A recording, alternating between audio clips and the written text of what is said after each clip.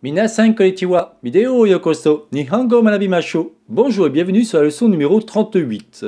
Sanju Hachi. Donc cette fois-ci, comme je vous disais, on va voir ce qu'on appelle la forme neutre. Alors attention, on ne verra pas tout dans sa globalité de la forme neutre, croyez-moi, il y a beaucoup de choses à voir.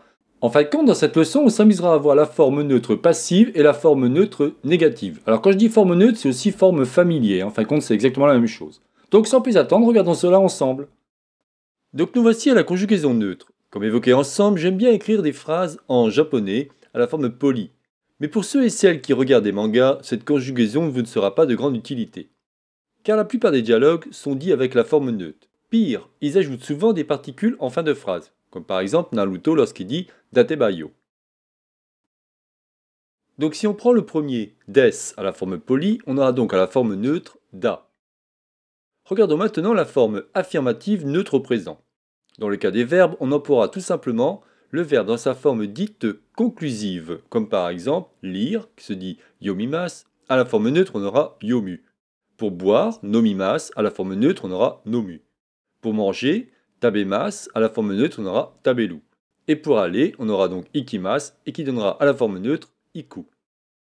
Petite chose, vous devez savoir sur les formes polies, en fin de compte, qu'on trouve deux formes de phrases polies, comme par exemple je vais à la mer, on dira Umie ikimasu. Mais on peut dire aussi Umie iku no desu. Mais continuons sur la forme neutre. Donc maintenant que nous avons vu la forme neutre passive, il va être intéressant de se pencher sur la forme neutre négative. Nous aurons encore besoin du fameux tableau. Attention, lorsque je dis neutre, on peut dire aussi familier. On aura donc les fameux trois groupes qui nous permettront de bien comprendre les règles. Si on prend les verbes du groupe 1, tous les verbes qui se terminent en lou perdent leur U final qui est remplacé par un A. Plus on ajoute nai, ce qui donnera par exemple, dans le cas de kaku, ça fera kakanai. Si on regarde au niveau du tableau, on voit ici, donc je vous ai mis exprès une colonne en bleu, qui s'est marqué lou, mou, bou, nou, sou, sou, gou, kou, ou. Et en fin de compte, pour conjuguer celui-ci à la forme neutre négative ou familier négative, on va monter de 2 crans. Et là, je vous l'ai mis en rouge, ce qui donnera la, ma, ba, na, ta, sa, ga, ka, a.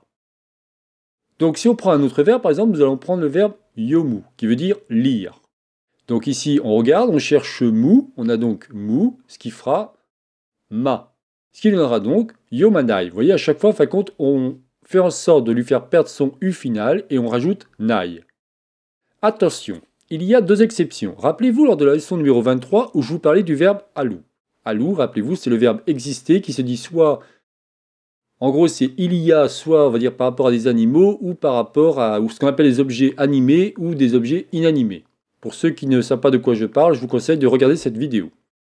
Eh bien, celui-ci se transformera tout simplement en ai. Donc si on dit alu, pour la forme négative, ça sera nai.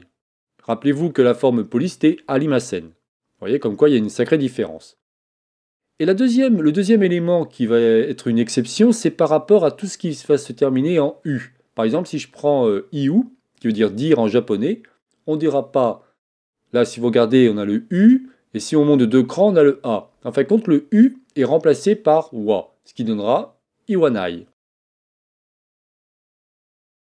Prenons maintenant les verbes du deuxième groupe. Tous les verbes qui se terminent par ilu ou elu, rappelez-vous, je vous expliquais ça constamment dans la forme polie, ils perdent tout simplement leur lu.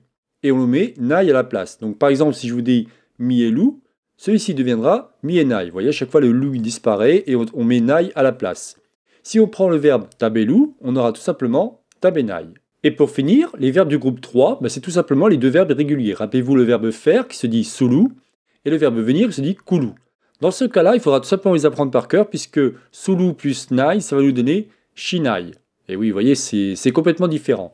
Et dans le cas de venir, ça nous donnera kulu plus nai qui nous donnera konai. Regardons maintenant quelques exemples. Alors ce que je vais faire, en fin de compte, je ne vais pas vous montrer les exemples, je vais simplement vous montrer un site internet que j'ai trouvé très intéressant qui va vous permettre de mettre différents verbes et voir ceux-ci, comment en fin de compte ils sont conjugués. Ce site s'appelle en fin de compte conjugueurreverso.net et /conjugaison-japonais.html. Vous inquiétez pas, je vous mettrai le lien au niveau de la description YouTube. Donc par exemple, si on écrit ici mielu, tout simplement. Alors c'est super intéressant, vous pouvez l'écrire soit en romanji, soit en japonais, à vous de voir. Je vous ai pas encore fait de leçon comment écrire en japonais, mais au cas où, si vous voulez, moi comme je suis sur Mac, vous voyez, je vais tout simplement ici sur mon petit drapeau, et je définis ici le type qui m'intéresse.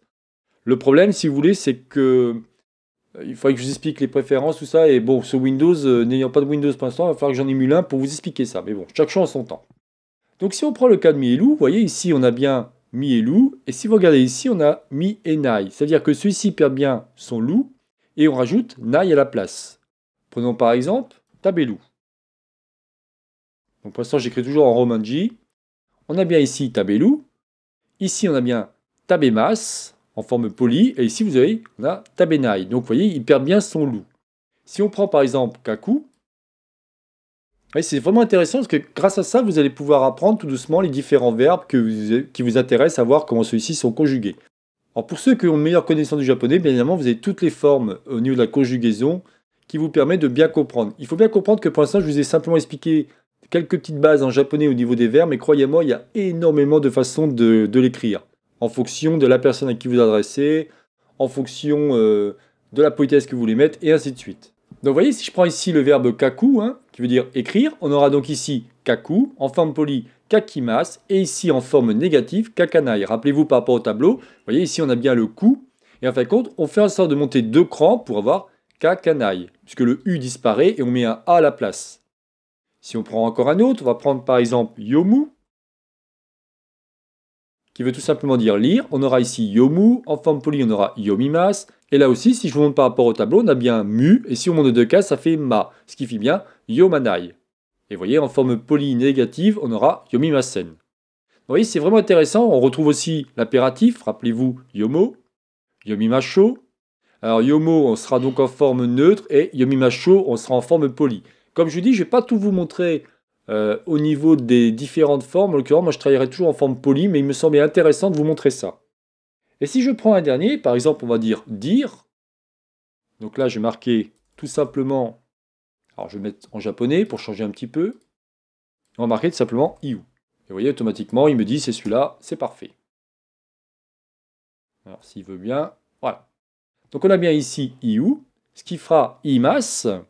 Et ici, on aura, en fin de compte, puisque le u disparaît, on aura iwanai. Vous voyez, à chaque fois, c'est bien ce que je vous disais, c'est que dans le cas de l'exception pour les verbes finissant par U, on met un W à la place du A. Là aussi, je vous montre le tableau pour bien comprendre de quoi je parle.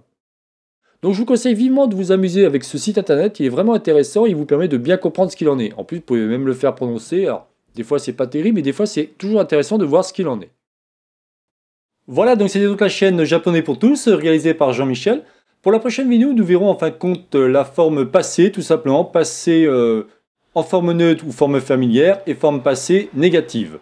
Je vous souhaite donc une bonne journée, et à la prochaine vidéo. Bye bye.